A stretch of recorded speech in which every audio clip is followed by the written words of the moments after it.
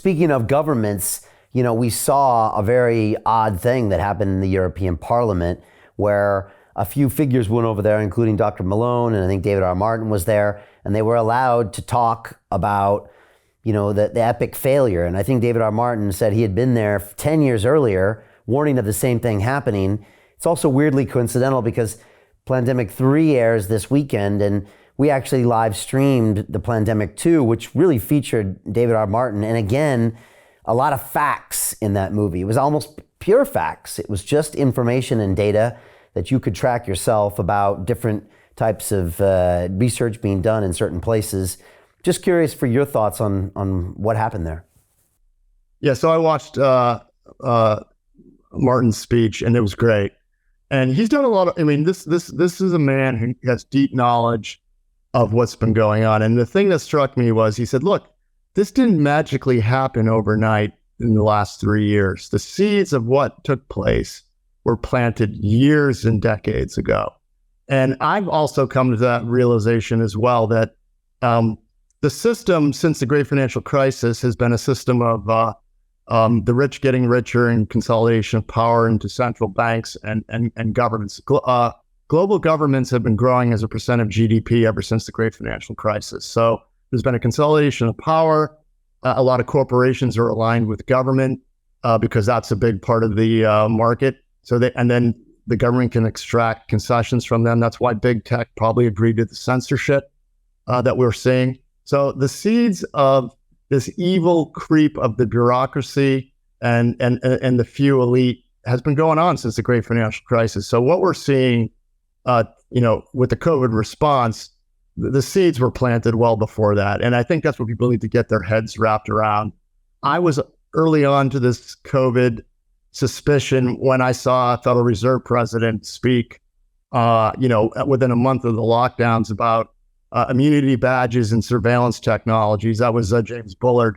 And that's when I said, whoa. Why is a Fed president talking about my health? And then I knew something was afoot. And I think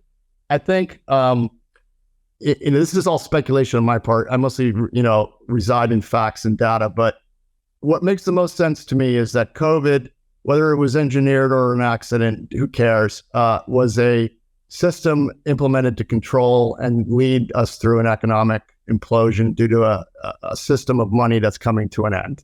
And if the system's coming to an end, and you're the central bankers and politicians responsible for that, would you want to take the blame, or would you like to point the finger at something else? And COVID certainly was a war, and it was an inflationary war. The amount of money that was printed was effectively like a war, and it saved the global economies that were rolling over in 2019 and gave us another 2 years of kabuki theater. But here we are again with money supply now turning negative year-over-year growth for the first time since 1930, and we're gonna see the whipsaw effect of their policy. So they didn't raise interest rates soon enough, so they waited too long and said that inflation was transitory. So we got the inflationary spike.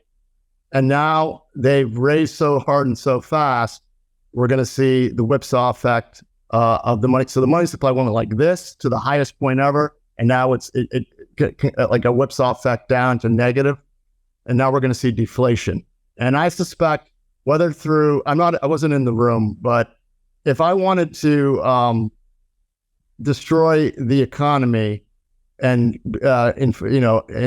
make banks consolidate, this is how I would do it. I would juice it up and pull the ripcord and cause people to be on the wrong side of the trade. All the banks are on the wrong side of this trade.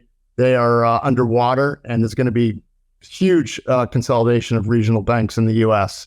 And we started to see the beginning of that with Silicon Valley Bank, First Republic, whatever that one's called. I can't remember, but these banks are going to start consolidating, and they're going to be bought by the big six. Yeah, it's already happening. They're like gulping them up. And it's almost like they're cheering the Fed on to keep raising rates, which then, again, puts pressure on those regionals that have these mismatched balance sheets, because they know that at the end of the day, they'll be the Citibanks and the JP Morgans that'll kind of own everything. It's funny because now they're going in front of asking Jamie Dimon about, all the stuff going on with the financier and the Epstein stuff. And it was funny because there was an email from Epstein and he said, oh, JP Morgan, which is an ad hoc branch of the government, is one of the emails that was there. And I just looked at that and I was like, I kind of laughed out loud that, he was even calling it that. But you can kind of see this thesis that you were saying has even been hatched as long as 10 years ago to cover up what was financial doomsday scenario anyways, and then consolidate at the same time. That is ultimately your assertion, right? Correct. And I know firsthand, at least anecdotally, that I believe the banks were not. A lot of people say the banks took over Washington. No. Washington took over the banks in the Great Financial Crisis.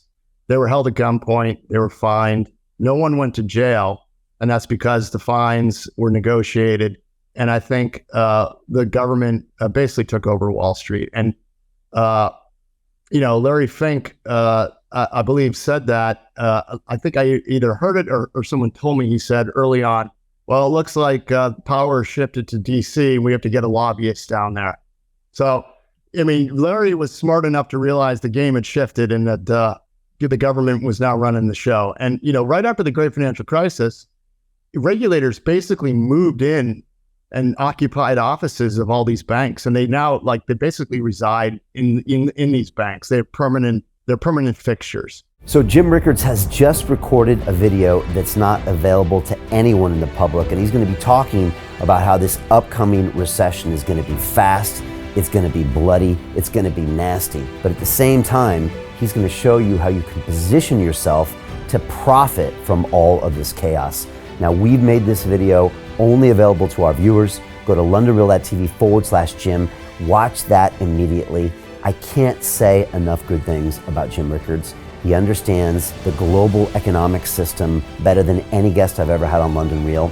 His predictions are almost uncannily true, and you can learn how to profit from his vision, from his expertise, and his understanding of economics. So go to londonreal.tv/Jim or click the link below. It's an excellent, excellent look on what's going to happen in the future and how you can position yourself to profit from that. Jim is one of the best in the business, one of my favorite guests on London Real, and he's very, very good at predicting the future and showing us all to profit from it. So click the link, and I hope you enjoy.